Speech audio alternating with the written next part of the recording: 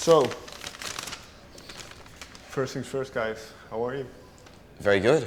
Very good. Yeah. Okay. Well, what I want to start with is Harrows. How good were they? No. Is the answer to that question. No, not good, not good. It was really fun, very stressful as well though. I mean, we were 16, 17 in a band, making every mistake a band should make at that age. And yeah, I don't know. We messed up every gig. I remember we got one email from an A&R dude in Sony Records, and we were like, we've made it. We've made the big time. We are going to be absolutely huge. And then we checked who was on the Irish Sony Music lineup, and it was like a couple of questionable Irish pop groups. And it was like, oh, but it's okay because we can work the industry. You know what I mean? Like, just so clueless. But it was good fun. I think we learned a lot from that, being in a band, on essentially what not to do. I think the prime example of that one was when you said, Al called me up, was like, man, we just got this email from Sony. Like, I think this is it. I was like, okay, cool. And Al was like, alright, I'll just check the roster. He's like, okay, it's got the Foo Fighters. I was like, yeah, the Foo Fighters, okay. It's got Whitney Houston. I was like, he goes, why are Whitney Houston and Foo Fighters on the same label? I was like, I don't know. Maybe it's like management. Like, no idea. No clue. No idea how anything works at all. You know? But well, you mentioned it already. Is that something you have to go to get where you are now? Have a label? No, to go through those growing pains. Oh, yeah, I mean, there was certain growing pains. And, you know, what happened was that we started with that band, and that band fell apart, and myself, Dara, and Daniel, so it was just the three of us in the band. Adam wasn't in the band at this stage, and Dara played drums, and we had a different singer and a different guitarist.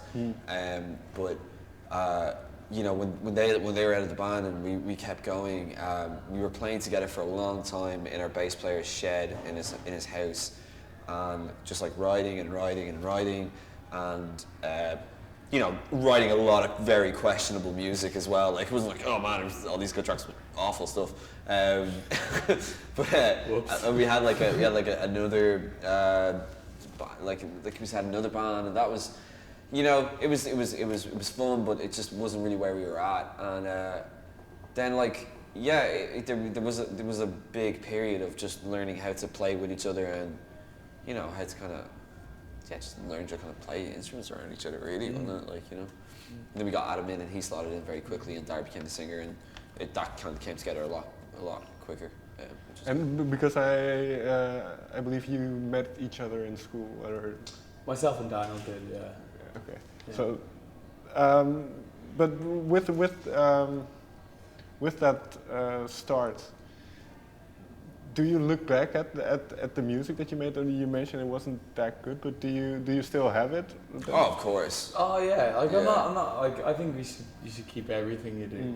Yeah, it's so funny.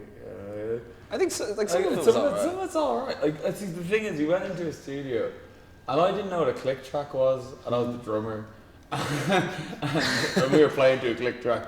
And I was very, how, I don't know, the French say, a flair player. Right. Like, not very technically gifted, but like just enough charm to look okay-ish. At our first gig, if anybody knows Dara, it's one of the funniest things ever. We were playing this, it was our very first gig, and we were like really pumped up for it. It was like this battle of the bands, and all our friends were there. We're like, yeah, we're gonna win this battle of the bands and become huge. And we'd won the first round of it, and we came back on to do a thing, and there's a very small moment that's on camera of Dara trying to get like a clap going with the sticks, but gives up so quickly. So he just goes, I give it a 1.5. I went, no, okay, cool. I didn't do not me. Yeah. Essentially, the band was a load of errors like that. Yeah. No, okay, can't do that. Literally just. But yeah, but we went to the studio, and Liam, who actually, me and Mulvaney recorded our album with us as well, with Daniel and Jamie. He engineered it in his studio in Bowlane in Dublin. He recorded the first demo, which was kind of cool. We had him for the album as well. He's a really cool guy. And it was just like, I came in, it was just like, doot, I was like, I'm like, what's going on? Like, it's like, I was like getting it wrong. I didn't even know how I was getting it wrong. I didn't know what I had to do. But, you know, the drums were, you know, let's just say fixed. And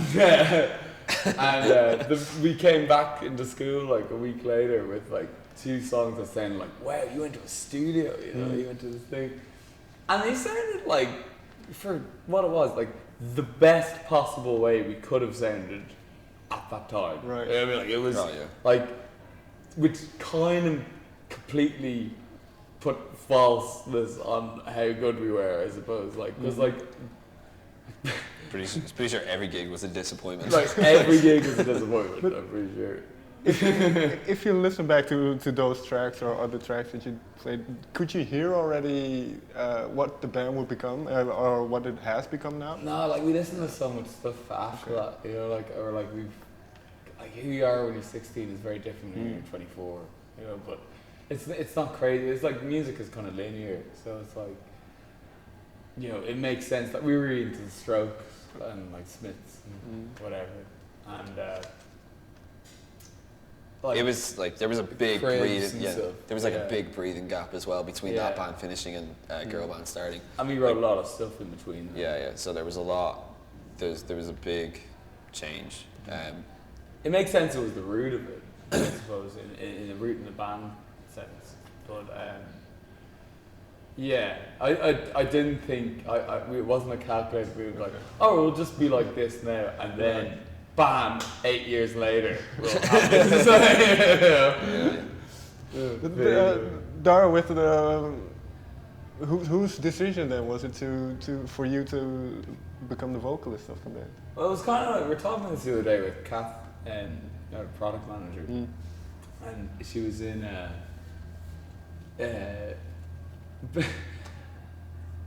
Myself and Al went to Leeds with these guys called the Muskie Fucks. These guys, they're basically, we fit into the Leaving Cert in Ireland. It's like the last exam of like secondary school, and then you go to college, university, or whatever. And these 3 guys who are close friends of ours got off early, and like a week before anyone, and they just. For a week, they basically just got completely hammered on like the cheapest cans called Hollandia, and watched Lord of the Rings, and called me, maybe not anyone else, I don't know, I was kind of musky friendly, just saying how much of a dick I am for having another exam later. Like it was very funny. And they were kind of full on. I'm not going to go into great details about the muskies. It's probably the best thing. Yeah, we get into details. We're like, we bring this up like, they sound like some weird frat boy group. They kind of were like, they just like let us be that for a while, and yeah, kind of beautiful in its own way. It was good. But, we visited Lorcan from there, who was living in Leeds at the time, and there was like a college town thing. He was going to Leeds University, and myself and Al visited there, and when we were kind of between singers and stuff like that, and it was just like me and Daniel and Al in the shed, just kind of going, what's going on? We need a singer. We need this, we need this, and this. And myself and Al stayed there, and we were supposed to stay for one night, and we got very drunk, and Al had a great idea to stay another night. So it was like €20 on the way back and return, and I think it was €400 each or separately. It wasn't each. No. But like just like to put that a little bit in context, like everyone was very, very pissed. No, it's not just like, oh, let's just stay another night. Nothing like that. I was in debt for about 3 weeks after that. Like, I was really out of money. I paid back Al eventually. You know, like one of the like the kind of standard of the night was where one guy, Dara, puked into a glass, and the other guy was like, will I drink it? And no, it wasn't. It was drink the sick, drink the sick. And really frat boy stuff. And Steve, who was in the Muskies, drank the sick, and he came up to me after and said, he said something like, "Oh, I didn't want you to be put in that situation." and I had to do something about it. I didn't want to be bullied. I was like, see, that's the nicest, the most indirect way to be, like, that's the best thing Ed's ever done to me. He drank my sick, so I wouldn't drink my sick. What a beautiful man. But, like, we stayed another night for, it was like, oh God, it was awful. And then, like, it was great, it was so fun. The next day, we woke up, and myself and Al were just like, oh, what did we do? That was a lot of money. And like over here and like re-hungover, and we were walking through a graveyard, funny enough, where like a fucking Queen is Dead lyric or something like that. And we just we came back to the place, and we were like, oh God, the kitchen was just like destroyed, like disrespectfully destroyed for a man in his own home, like ridiculous. So Al found a guitar, and we're like, oh, we write a few songs for the laugh, and we formed a band called Seasons.